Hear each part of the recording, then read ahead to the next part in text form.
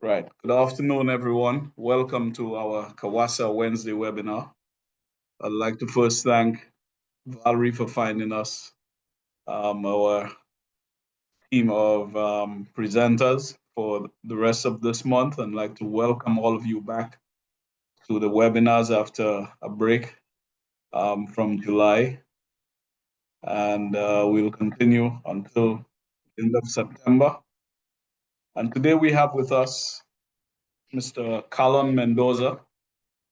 He's an attorney at law and legal consultant called to the bar in Trinidad and Tobago and Belize. He served as the legal counsel for the Belize Tourism Board and has held the post of magistrate with the judiciary of Belize.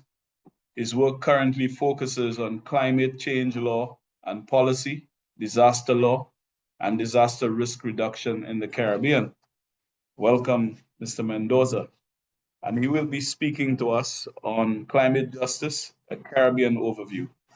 Thank you for being our guest today. Good afternoon, everyone, and thanks, Ignatius, for the introduction.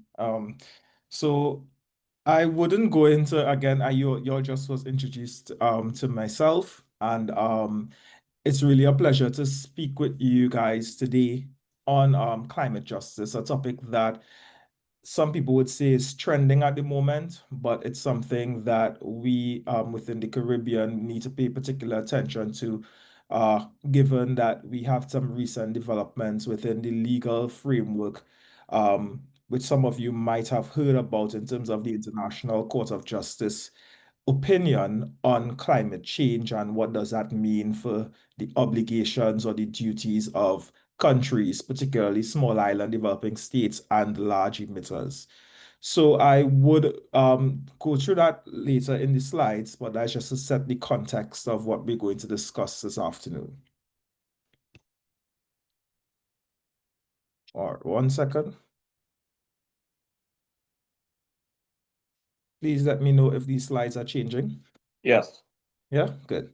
So just an overview of what we're going to discuss in terms of what is climate justice, why is it important for Caribbean states, and in the context of the uniqueness of our small islands, and also what can we do to contribute to this cause. So climate justice means putting equity and human rights at the core of decision making and action on climate change. It suggests that countries, industries, businesses, and people that have become wealthy from emitting large amounts of greenhouse gases have a responsibility to help those affected by climate change, particularly the most vulnerable countries and communities, who often are the ones who have contributed the least to this crisis. So there are many facets of the climate justice principle that we face here. And it goes back to a principle of historical responsibility. And that is to say that during the pre-industrial to industrial times, there were countries who started their industrial revolution and the extracting of certain resources, which contributed significantly to the atmospheric concentration of greenhouse gases.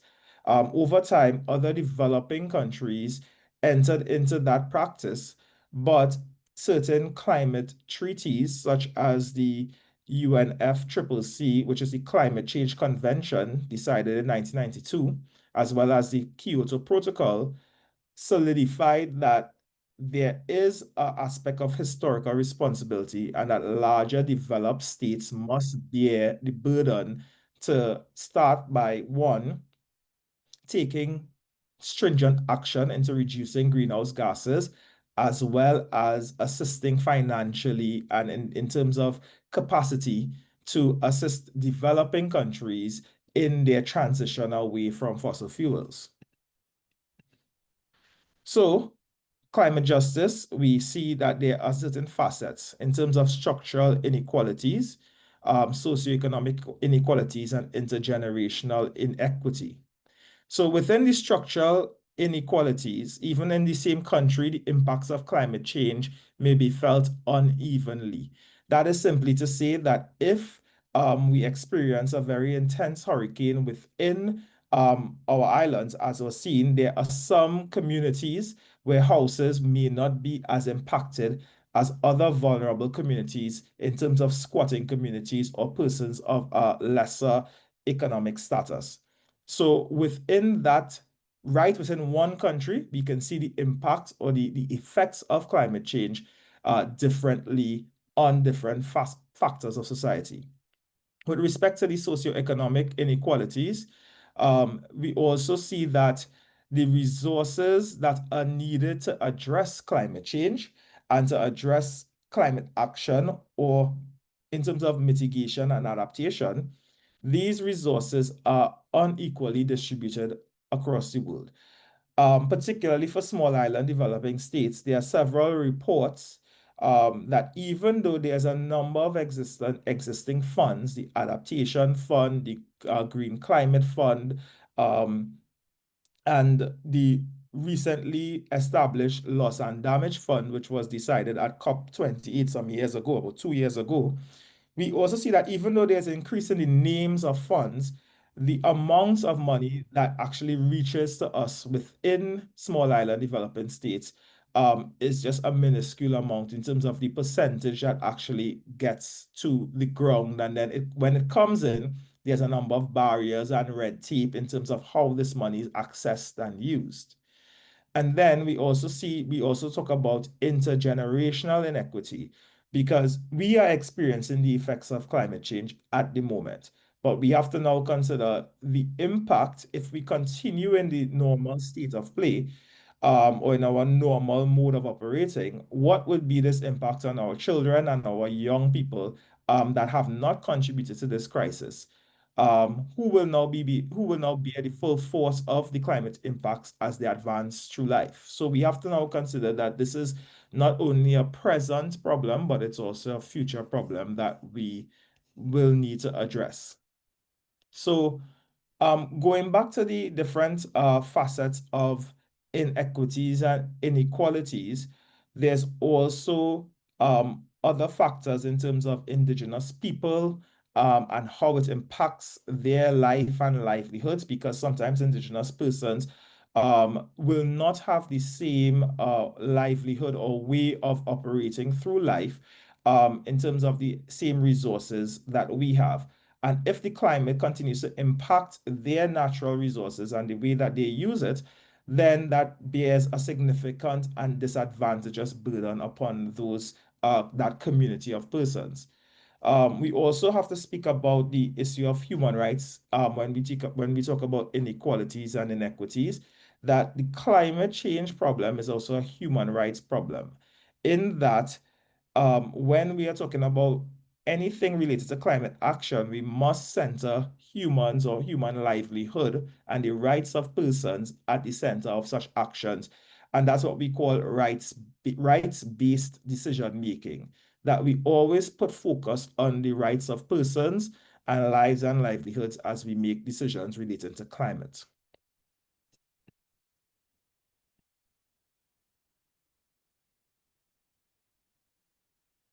Sorry, I'm not sure what's happening. So why is this important for small island developing states? I spoke about the Loss and Damage Fund that was recently established, and now they're going through the process of, in terms of activating or operationalizing this fund. But when that is being done, we still need to recall that SIDS and small island developing states only contribute 0.5% of the total emissions between 1850 and 2019. And this was the findings of the IPCC, which is the governing scientific body on climate change, that they discovered in their reports in 2022.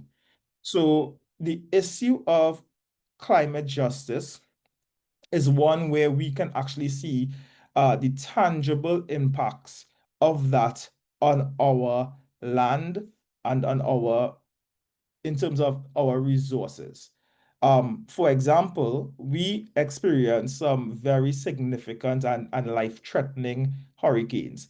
Thankfully, this year, 2025, even though the hurricane season is yet to be over, we have not had any hurricanes or storms that made landfall. But within the recent years, we've had.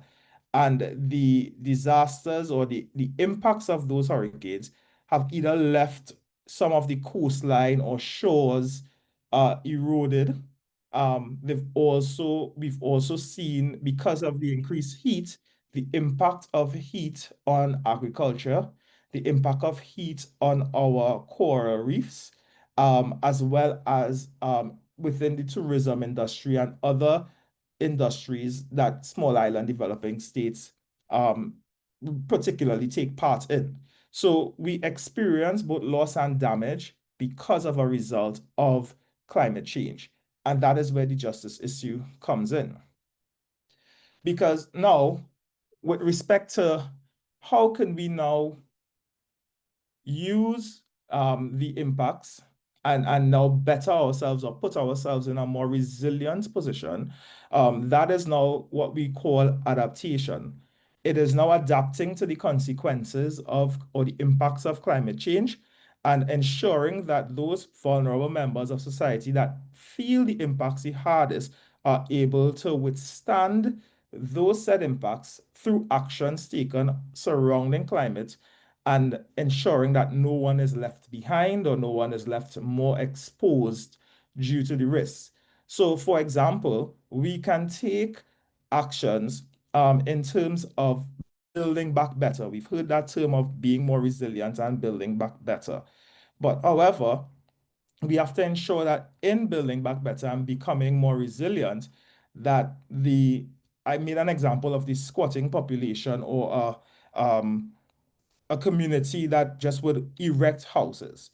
In that instance, if we are to build back better, you can't have the community that was destroyed basically reconstruct in the same position or in the exact same location as to where they were impacted or where they were devastated. That is not building back better or adding any sort of resilience to the activity of adapting to climate change. You may add more, say, sturdy infrastructure in terms of roofs, or put houses on more pedestals, but that still doesn't negate the fact that we are not we should be building back better and we should now put efforts into planning and land use and development further to building persons resilience and building back their homes in a much more safer and secure location. So that also leads me to the topic of the just transition, because we know that fossil fuels and the use of the extraction of fossil fuels is what is what is known to be the major emitter or driver of greenhouse gases within the atmosphere. And whilst there is no official ban or official, I would say, stoppage of fossil fuel extraction or fossil fuel use, there are activities within countries who are now transitioning away from either the extraction of coal or oil and gas or any other fossil fuel that contributes to atmospheric greenhouse gases. But that transition has to be followed with climate justice, equity, and social justice inclusion in that process. So, for example, if we want to move away from we're moving away from oil and diesel vehicles to electric vehicles. That transition away, it's very good for the environment. Persons, in terms of one, electricity now being used, less atmospheric concentration of carbon monoxide and the other gases within the atmosphere. Those things would be decreased. However, we have to now think about what would happen to our mechanics or persons who only know how to operate diesel vehicles. What would now be their position in terms of, yes, it's a good thing, but now this has left someone behind. This has now caused someone to be out of a job. And we also now have to take into consideration that climate justice is a aspect of retraining, reskilling, and retooling said persons within the society to better equip themselves to adjust to this transition. That's one example. Another example could be something simple as solar panels on rooftops. We want to get off the normal grid and move on to a solar grid. And with that, the same question about the strength of the structure or the viability of someone's roof to handle a solar panel on the roof. So we want to better them in terms of environmental and climate action and climate change activities, but we also don't want to put them in a more precarious position that they would not have been in if this transition was not occurring. So those are also some factors that we must consider when we talk about climate justice, particularly for our region. So in terms of, I spoke about the uniqueness of our small island developing states, and that is also very important to bear in mind because in the UN convention that I spoke about earlier, that is where we solidified that we have small island developing states have special circumstances.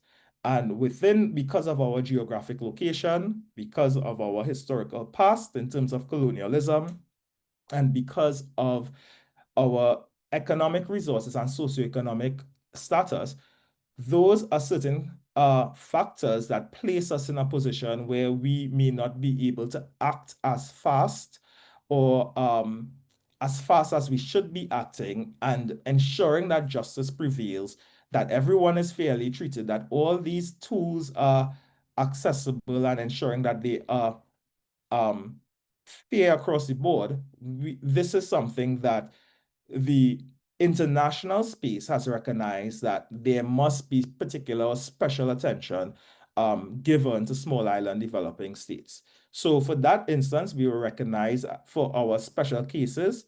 And with that, we see that we may be beneficiaries of certain funding or certain activities or tools beyond other countries because of our special circumstances. And that is something that in my day-to-day job now as a consultant with climate analytics and assisting small island developing states in these negotiations, we ensure that we always push our special circumstances of SIDS for the reason that different activities must bear in mind our differences and our uniqueness. Right. So I spoke earlier about the International Court of Justice, the ICJ advisory opinion. And just in a nutshell, that advisory opinion was given by the highest court within the world, which is the International Court of Justice. That is the court that answers to the United Nations. And how one accesses that court is that within the United Nations system, the General Assembly, a state may request the court to deal with an issue or a number of issues or questions that affect states and the relationships among states and their obligations. So this question on the obligations of climate change was brought to the UN General Assembly by Tuvalu, that is a small island in the Pacific, as well as some other islands and some students to the UN General Assembly, and then further carried to the International Court of Justice.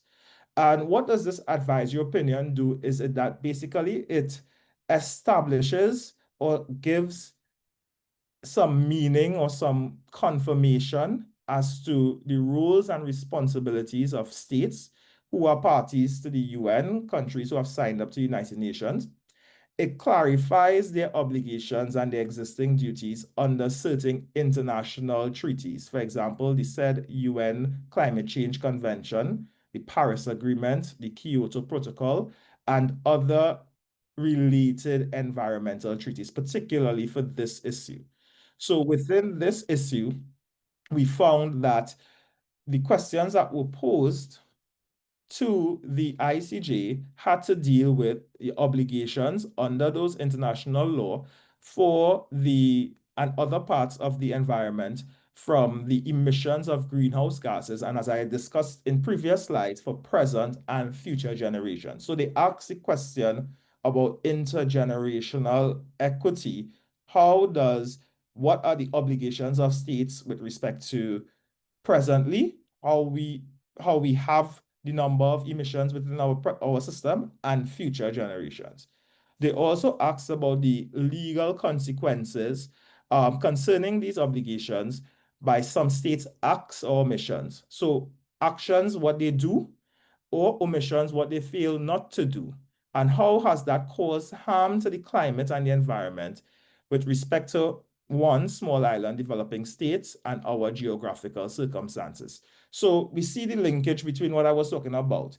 Even within the highest court, the questions that was posed to them on the obligations of climate change also took into consideration our special circumstances as small island developing states, particularly our vulnerability to the adverse effects of climate change. And it also looked at the peoples and individuals who would be adversely affected by climate change.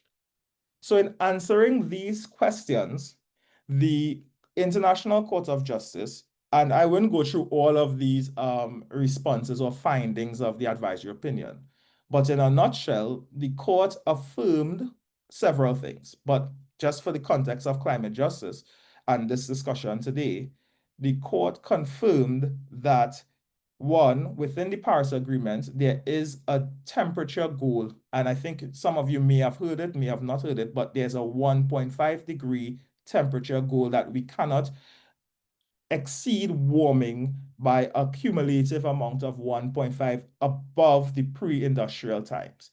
I think right now, according to the IPCC findings, we are in the range of maybe 1.1 to 1.3. This was supposed to be in terms of the science, and I'm not a scientist, but I could give you just the legal understanding of it. There is a target that is set, and all countries, through their actions, which is formulated in their nationally determined contribution or NDCs, that is a document where they say, okay, this is what we're going to do to achieve this goal. And we have to achieve this goal by either 2030, 2050, etc. So they will set a timeline and different actions, but the actions must be consistent to achieve this temperature goal. And currently, it's not on stream to achieve it. And the court reaffirmed here that countries must do, not just in written form or just saying that they will do XYZ, but actually do and commit to doing mitigation efforts, adaptation efforts, and duty to cooperate in terms of finance, capacity building, etc., that those actions must take a central focus in how we address this 1.5 temperature goal. And also, the court found that in terms of the principle, in terms of what I talk about historical responsibility and some other countries, that principle of the common but differentiated responsibility, which simply means that all states are common, all states have contributed to this issue, but some states have contributed more than, and therefore are in a position, because of their different responsibilities and circumstances or national capabilities, they're in a position to assist more and lead the way with respect to climate change and action and climate justice. So this is a number of different findings. And if you have any other questions while we go into the question and answer, I'd be happy to see if I can address some of them. Right. So let's get to why we're talking about climate justice. And I know I was talking to some water utility operators, regulators, etc. So just to bring it back home and to give you tie it in, that it would hopefully make sense to all of you on the call, that this climate justice and the impact of climate change, we established that one, there are disproportionate impacts of climate on our systems. So examples, as I said, Hurricane Maria destroyed about 95% of the water systems. We also see the recurrence of droughts and water rationing within our communities, within our countries and islands within the Caribbean. We spoke about funding, equity in funding, and ensuring that we have access to funds that would be able to rebuild our climate resilient water infrastructure.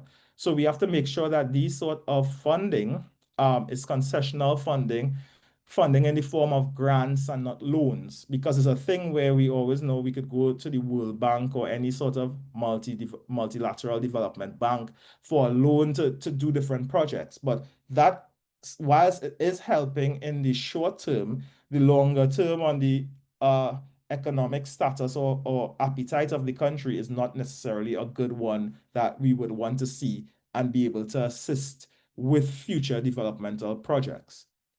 So climate change and climate justice on the protection of vulnerable communities.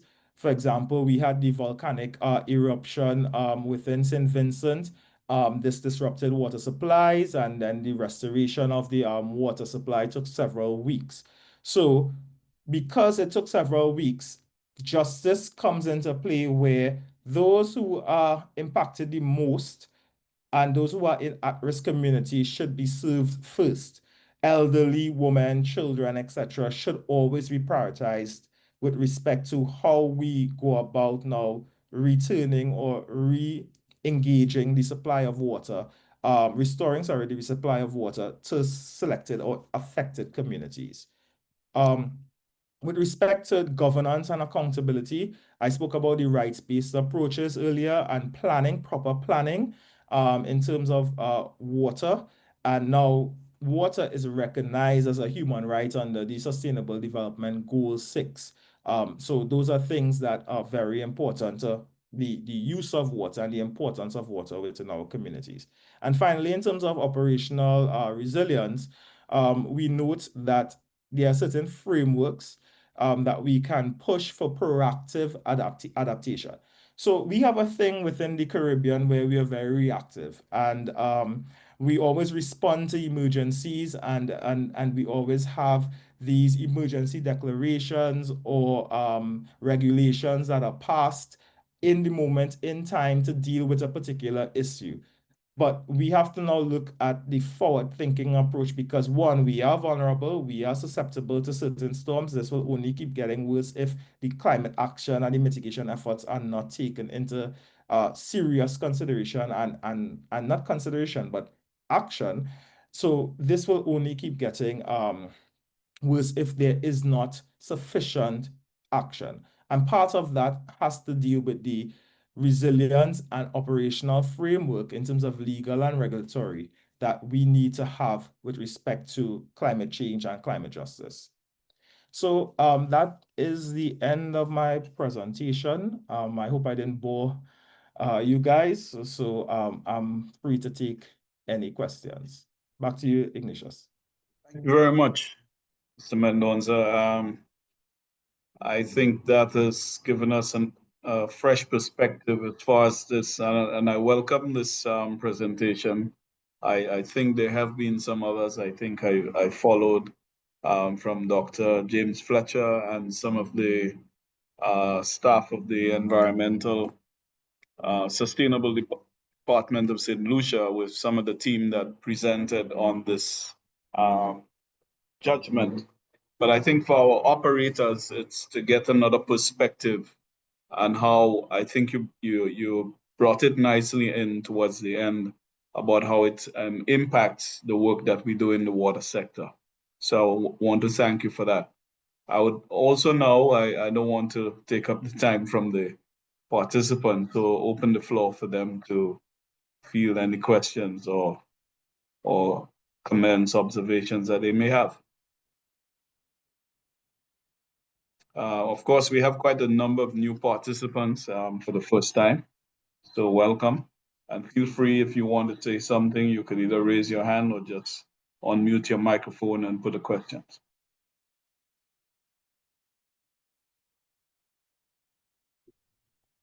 Maybe I can start, Carlon. The elephant in the room, of course, is what is happening to between the Caribbean and Canada. Rather a large elephant who is denying climate change. How is this impacting? I mean, we're getting funds cut back because you talked about getting grants and not loans. The SIDS are in a very, very difficult position because, as you said, they're not creating climate change. They're not contributing that much towards it, but they're the ones who are suffering the consequences. How is this all moving ahead? And what are the impacts of what is happening further north in the States? Thanks, Valerie. That question is as good as I would also have the answer to, because as you rightly said, we have other countries up north, particularly the USA, and their leadership, which has pulled out of the Paris Agreement and the UN process. So the USA has been notably absent from negotiations since the beginning of this year. And also in terms of financing some of those entities that support these negotiations, as well as other companies or statewide projects, such as USAID and other entities that had projects within the region, we've seen, one, the cut in those projects and the termination of a number of staff. So the answer is as good as mine in terms of guessing what are we to do next. What we can say is that within this process, we've seen a number of other countries in terms of developed countries and even some developing countries in the form of the UAE and Saudi Arabia and maybe China take the forefront in terms of now assisting smaller island developing states, as well as the least developed countries in terms of some capacity building. But it's a drop in the bucket. It's something that we are paying close attention to and trying to work through this process. So, for example, within the Loss and Damage Fund board, that fund I was talking about, they are now going through the process of exactly dealing with how do we deal with the absence of the US and obviously a cut in funds or finances. And now how do we ensure that SIDS are not put in a further disadvantageous process? So it's something that I will continue following and maybe update you later to share with the team. But it's something that we would now really and truly have to address and look at other alternative sources of finance and funding. We have a question from Kevin Carter. Please go ahead, Kevin. And following that, there's someone in the chat will take on. Yeah, hi. Yes. And just a super important topic to the CAA conference and exhibition coming up this month. You asked me about local activities. I think you're Kevin, sort of breaking up. You're breaking up, yeah. Yeah, you might want to put something in the chat, Kevin, because you're breaking up. We can't understand what you're saying. Is that better without That's my better. video? Yeah, I'll just leave the video off. Anyway, I was saying I'm just going to focus on local South Florida. You've already spoken to the national issues. We're very active here in South Florida. We have a very active and supportive local governments, despite the national issues going on. Are you seeing local governments in the Caribbean? I know that I've heard from the national level. Are you seeing local governments kind of be cohesive on this issue? And then also down to the operator level, are we seeing hardening and heightening of facilities and resources? For example, Miami-Dade County, a new chlorine building, and the elevation of the entryway is the elevation of the old roof of the chlorine building. So about a 10 to 15 foot difference. So just a couple of things from South Florida locally. Thanks for that, Kevin. I think that one, we have not seen a sort of differentiation or distinction between national or federal government and local statewide or state-led entities or projects within the Caribbean, because at first maybe there is, and I'm saying that I could only speak to what I've noticed or seen, especially particularly within some projects led by climate analytics and in conjunction with the government of, say, for example, Trinidad and Tobago. We had a project that was dealing with flooding and utilizing a tool to adapt to flooding, which was something that was being well received by persons within the environmental space, that was supported by USAID, and that said project was just abruptly terminated. So I think that we have not, to my knowledge, I have not seen sort of differentiation between the, as you said, the federal and region and local government, but we would hope that, and we're aware that not all states share with the same policies and the same ideology of how you treat with climate and the issue of climate change. So I'm sure that there may be it within the space, or particularly within the Caribbean. Okay, we have a question in the chat from Jerome Watson. How would some governmental bodies go about making PV system or electrical vehicles affordable to low-income earners? Yeah, that's a very good question. And I could say that from research within there are some countries, and I could particularly speak to Antigua and Barbuda, within their environmental framework, in terms of they have I can't remember the name of it, a particular fund designated to assist persons with environmental projects.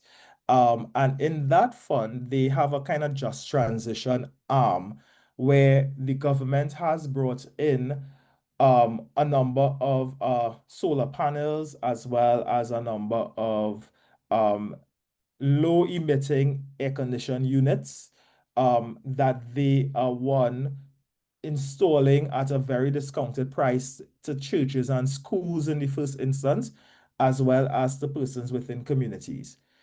So that is one example where we've seen a Caribbean island take the initiative and lead with respect to ensuring that these sort of transition tools and materials are affordable and given to persons in that particularly vulnerable area or context.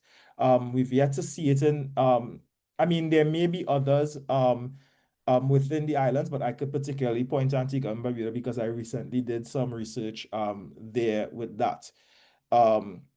So it is happening. I don't know the extent of which is happening across all islands and across all countries, but it's something that I believe would be top of mind. And I could say within Trinidad and Tobago, we've seen that the import duty on electric vehicles have the customs duty has decreased. So I think it's I don't know the exact percent, but it's lower than if you're importing a diesel vehicle at the moment. Bear in mind that an electric vehicle is still a very expensive vehicle. So even though there may be a reduction in taxes, it's still something that might not be affordable to the regular individual. Yes, I think we have another one here. Do you think that from Diosaran Sanka, do you think Caribbean countries have been stepping up to these new challenges, and how much more work needs to be done from Yeah. your information? Yeah, I think from my involvement within the UN climate change process in terms of the negotiations, what occurs within those negotiations is that small island states, Caribbean countries, we go to these UN negotiations to basically come up with a decision that's supposed to support or enable climate action and benefit us.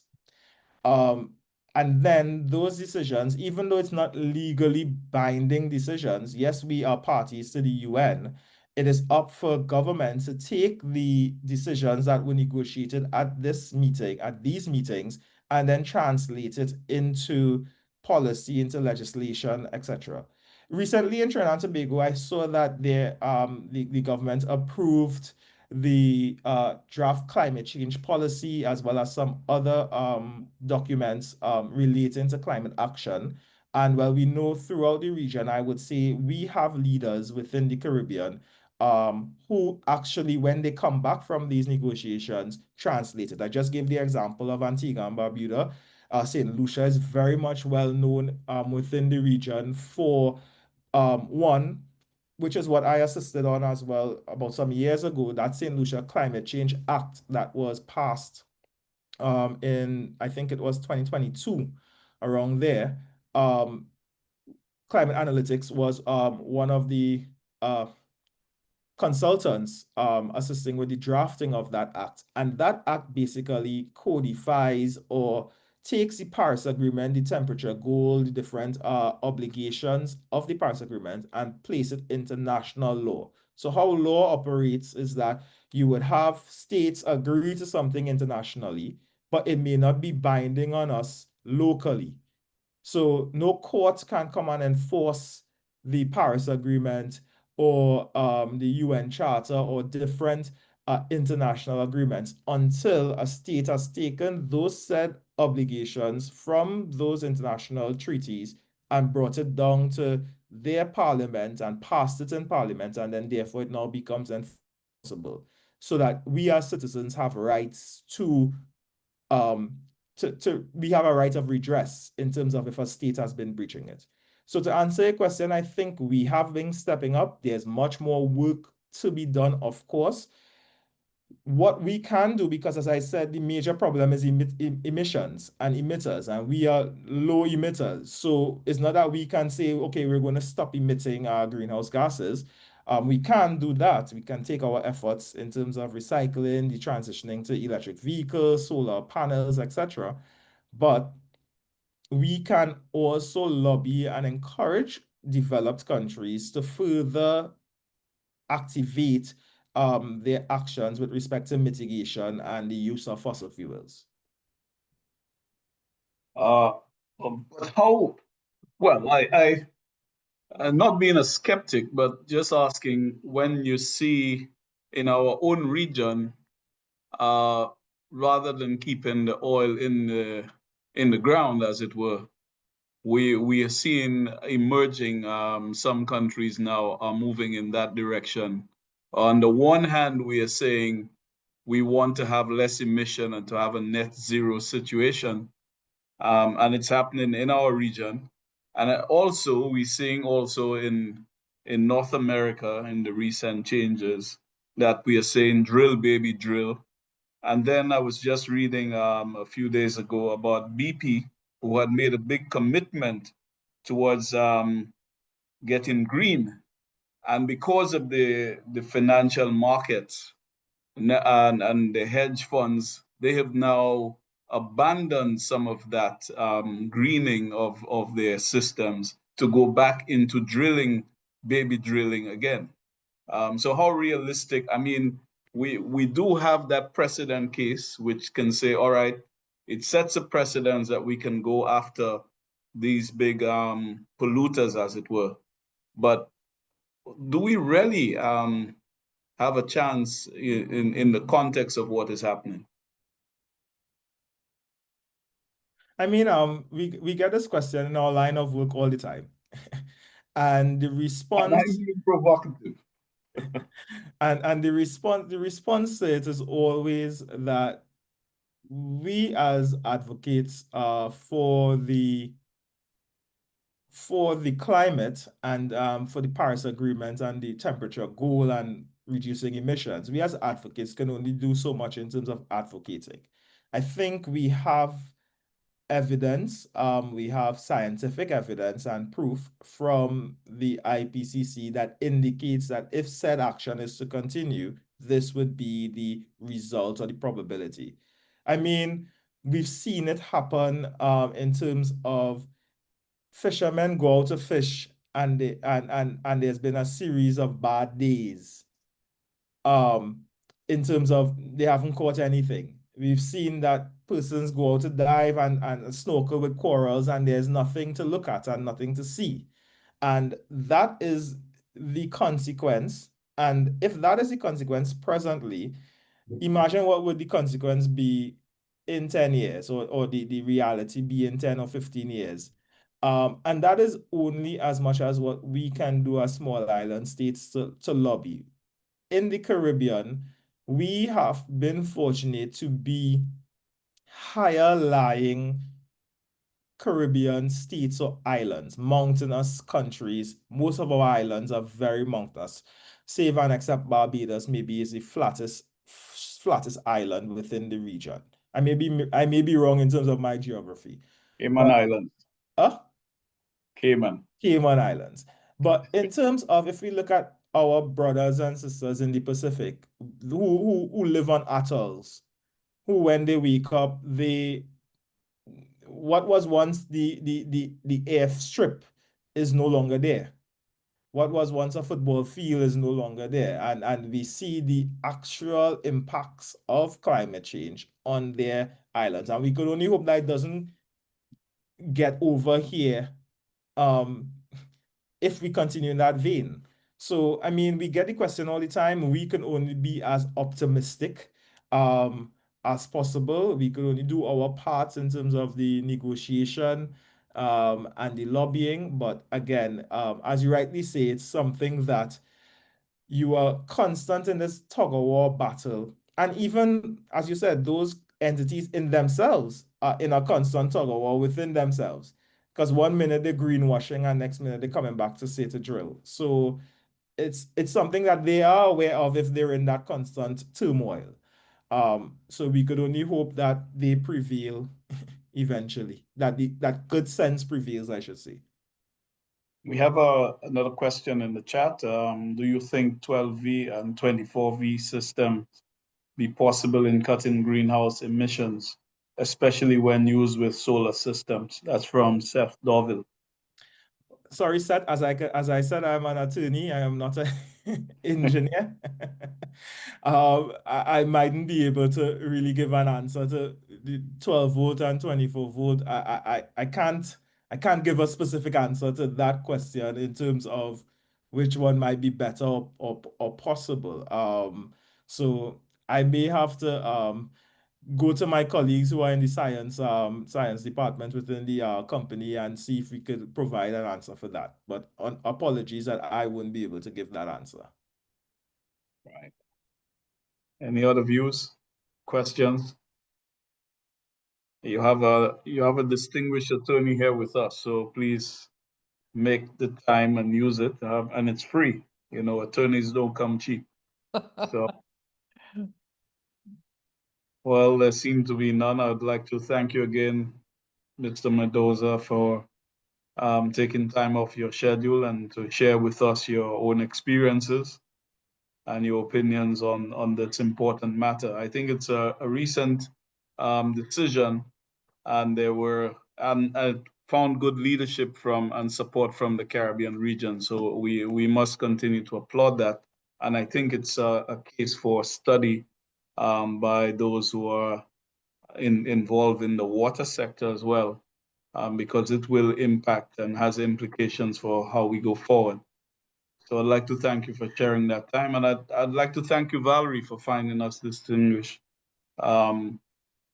presenter today. And the Operators Without Borders always supporting CAWASA. And thanks to all of you who are joining us for the first time. We look forward to seeing you again next Wednesday. It's our Wednesday webinar. Have a good one, everyone. Thanks, everyone. Thanks, Valerie, for the invitation. Thank you, Carlon. Thank you. Thanks, Ignatius. I'll talk to you soon. Okay. Bye. I'm Ignatius Jean from the Executive Director at the Caribbean Water and Sewage Association, signing off. Bye now.